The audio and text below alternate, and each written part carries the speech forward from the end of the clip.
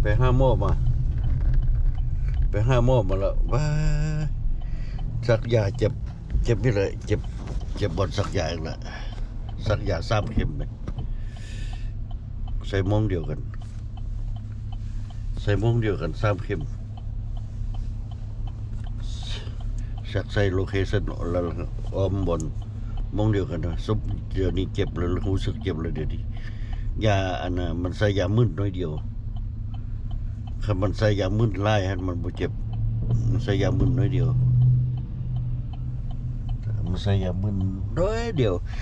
มันนั่งบ่ค่อย10 นาทียามึนมันละเริ่มเจ็บแล้วบัดนี้เจ็บบนสักยาละ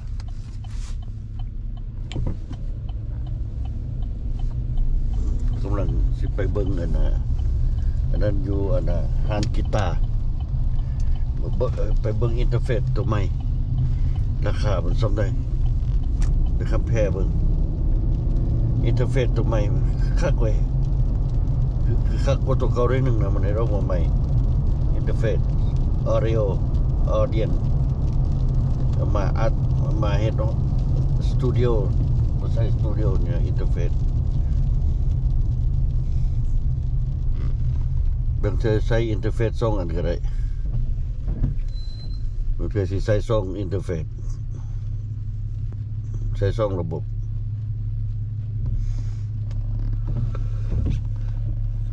ใช้2 ระบบคอมมูนิเคชันต่อกัน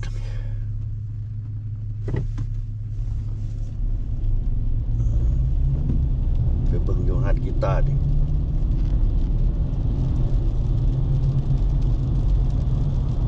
ฝนตกแม่มื้อนี้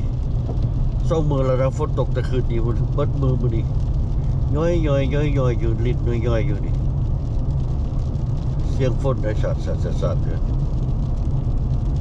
ลิ้นย้อยอยู่แย่งกับอะไรเดี๋ยวนี้ว่าสิเอาต้นไม้เข้าในเฮือนแล้วมีลูกเลิกกันกันต้นไม้ตัวอยู่นอกเอาไปตั้งแดดดอกเข้าโรงงานอากาศเย็นละอากาศเริ่มเย็นแล้วเด้ความร้อนเริ่มไปแล้วเด้ความร้อนความยังมันเริ่มนี่แล้วฝนตกเริ่มหนาวแล้วบรรยากาศเริ่มเย็นแล้วไปใส่คาดแจ็คเก็ตบ่ได้แล้วบัดนี้ใส่แจ็คเก็ตตลอดไปใส่เอาติดรถไว้นะแจ็คเก็ตป่าก็บ่มีตึกปีนี้โอ้ยรัฐบาลนี่ได้เด้เรื่องตึกเบ็ดตึกโคนี่รัฐบาลนี่ได้ป่ามาไว้สวิเซอร์ปีนี้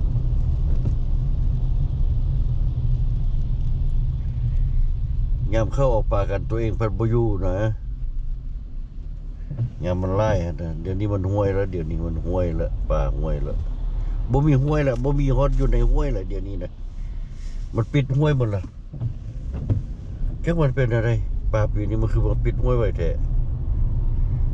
มันห้วยมันบ่ปิดนี่แต่ว่ามันมีป่าลั่นนี่ป่ามันบ่แล่นขึ้นห้วยเดี๋ยวนี้นี่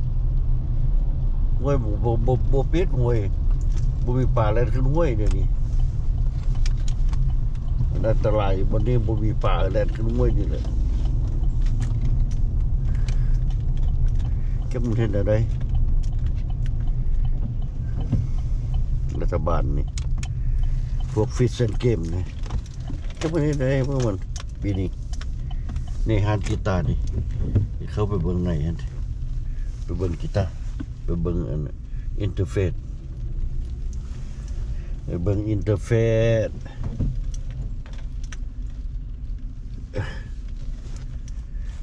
จอดแม่งมันไก่ไปยัง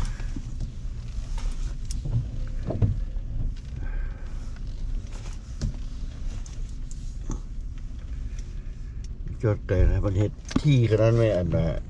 บนนั่นมันเวทีขนาดบนแฮนดิแคปพาร์กิ้งเนี่ยซ้ำบ่เฮ็ดให้รถใหญ่จอดนี่โอเคเอาไปเนี่ยฝนตกไหมฝนตกอย่างเห็นละอันแนวแยกได้นะแต่ว่ามันซื้อไปมันก็คือตัวเก่าแต่ว่าคือสิคักกว่าตัวเก่าแหละเบิ่งส่ง อินเทอร์เฟซมันเป็นอินเทอร์เฟซ$200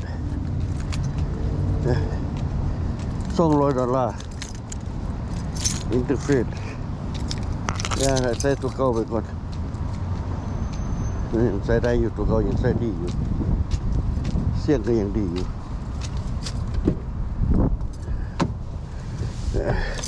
เราหูจากลิ้นปานใดฮะนะ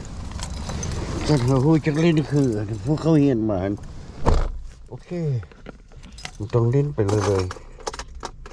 นี่เราหูจากลิ้นปานใดลิ้นทิ้งที่เขามีแล้วเนี่ยมันก็ม้วนอยู่แล้วนะมันม้วนนี่ม้วนอยู่แล้วแต่ว่าให้มันม้วนอีกแล้วก็จะธรรมดาโอ้ยเจ็บเอวเลยงานเลยยากกันเจ็บละเจ็บบนสักยาละเจ็บบนสักยาเลยเดี๋ยวนี้ให้มือเหือดมือกินยาใส่ยา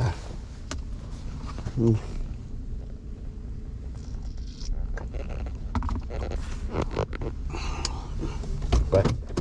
มือเหือดกินยาใส่ยา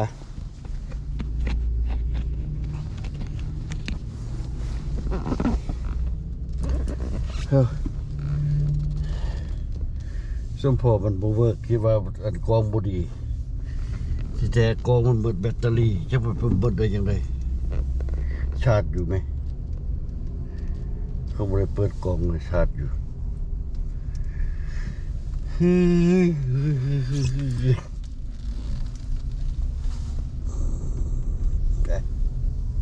มิดเท้าไปแล้วเดี๋ยวนี้อยู่มิดเท้าไปแล้วอยู่ห้านเครื่องดนตรีออกมาแต่ห้านเครื่องดนตรีละกำลังเมื่อบ้านละเจ็บบอลสักยาแห้งละคือว่าเจ็บว่าจะยีนี่สักยาส่งเถื่อมันเจ็บทั้งส่งเถื่อดอกเตอร์ผู้ดีดอกเตอร์ผู้เก่ามักโม่ผู้ใส่มันสักข้าขนาดบ่มีเจ็บบ่มีเจ็บ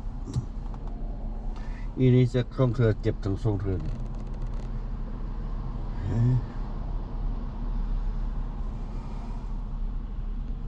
เราเสียเอาแมกกาซีนเสียเอาอันโบเลตขึ้นมาอันใส่แมกกาซีนไว้ก่อนโบเลตอยู่ในรถนี่โบเลตลูกปืนนะอยู่ในรถนี่มือนั้นยิงหมดอันนั้นหนึ่งไหมยิงหมดแพ็คหนึ่งมือนั้นยิงลิ้นไปตึกเบ็ดแล้วบุมีเดิกมาก่อนเราบุมียังเห็ดเข้าป่ายิงปืนลิ้นหมดแมกกาซีนหนึ่งอยู่ได้6 ลูก 7 ลูกทางลำกอง12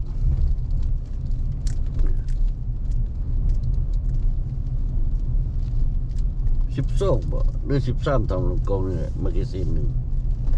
มันแมกกาซีนมันใหญ่ไหมยาวไหมบ่ได้นับ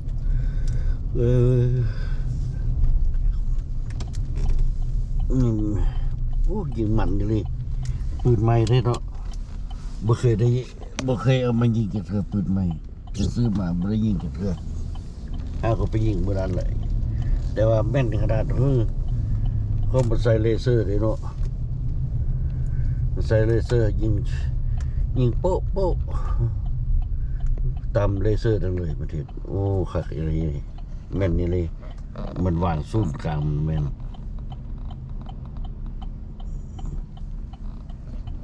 โอเคเอาgo home มือเหินฝนตกกินข้าวกินน้ำได้ไปดีที่รู้อีกเลยบัวโลแล้วบางทีมันสักยาเขาสักยาใส่ดีมันน้ำยาเนี่ยให้มันหายโอเค